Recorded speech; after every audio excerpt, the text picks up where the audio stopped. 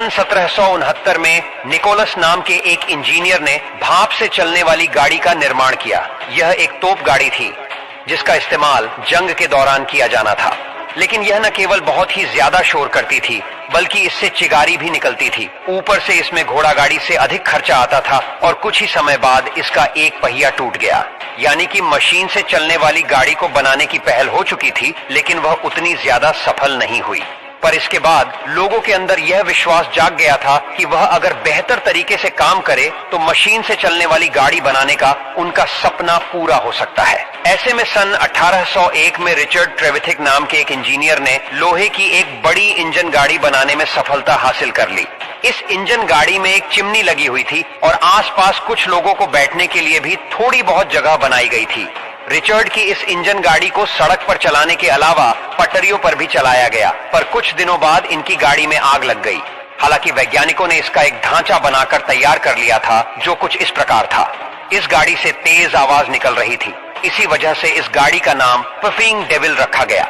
Puffing devil का मतलब होता है छुक छुक करने वाला शैतान। जब सबसे पहली बार यह ट्रेन पटरी पर दौड़ने लगी तो इससे निकलने वाली चिगारी और आवाज को देखकर आसपास के लोग इसे शैतान समझ रहे थे। उन्हें तो पता ही नहीं था कि इस तरह की भी कोई गाड़ी होती है। उन्हें तो केवल बैलगाड़ी और घोड़ा गाड़ी ही समझ में आती थी।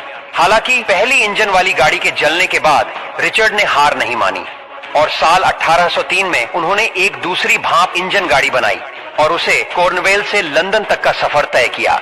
लेकिन इस यात्रा के दौरान इंजन की पूरी तरह से हालत खराब हो गई थी, जिसके बाद रिचर्ड ने सोचा कि इस स्टीम इंजन वाली गाड़ी को सड़कों पर न चलाकर लोहे की पटरियों पर चलाया जाए तो यह ज्यादा लंबे समय तक चल पाएगी।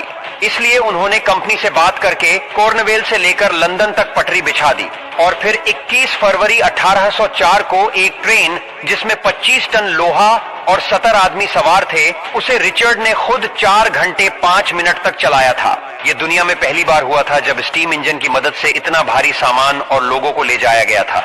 हालांकि दोस्तों, यह आविष्कार तो हो गया था लेकिन इस समय तक रेलगाड़ी को बहुत ही खर्चीला और कम उपयोगी माना जाता था। इसी वजह से किसी भी कंपनी ने इस प्रोजेक्ट पर हाथ लगाना फायदेमंद नहीं समझा। लोगों को लगा कि इसमें सिर्फ नुकसान ही होगा, क्योंकि उस टाइम लुटेरे वगैरह भी बहुत होते थे और रेल की पटरियां भी ठीक तरह से नहीं बिछी थीं। इन सारी चीजों को अकेले मैनेज करना रिचर्ड के लिए बिल्कुल भी आसान नहीं था। लेकिन इस फील्ड में मैथ्यू मरी, जो एक बहुत ही बेहतरीन इंजीनियर और बिजनेसमैन थे, और यह हमेशा से ही एक ऐसी गाड़ी बनाना चाहते थे जो घोड़ों पर निर्भर न होकर भाप के इंजन से चले। इसलिए इन्होंने साल 1812 में रिचर्ड ट्रेवल द्वारा बनाई गई स्टीम इंजन में कई सारे बदलाव किए। सबसे पहले तो उस स्टीम इंजन को नए तरीके से मॉडिफाई किया गया, क्योंकि तब तक तकनीक पहले से बेहतर हो गई थी। और फिर साल 1812 में पहली बार इसे व्यापारिक रूप से चलाने के लिए पटरियों पर दौड़ाया गया। फिर आते हैं चोड स्टीफेंसन। इन्हें कोयले के इंजन के इस्तेमाल और ट्रेन को दुनिया के अलग अलग हिस्सों तक पहुंचाने के लिए जाना जाता है। इन्होंने अपने बेटे के नाम पर अपनी कंपनी शुरू करी थी जिसका नाम था the Robert Stephenson and company. इन्होंने भाप के इंजन में कई सारे बदलाव करके उसे और ज्यादा मजबूत और शक्तिशाली बनाया था ताकि वह इंजन भारी से भारी वजन को खींच सके।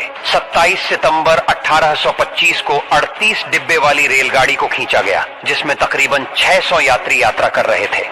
इस पहली बड़ी सी रेलगाड़ी ने डार्लिंगटन से स्टोकटन तक का 35 मील का सफर तय किया था और ट्रेन में यह सफर 14 मील प्रति घंटे की रफ्तार से तय किया था। इस ट्रेन को आधिकारिक रूप से दुनिया की पहली पैसेंजर ट्रेन माना जाता है।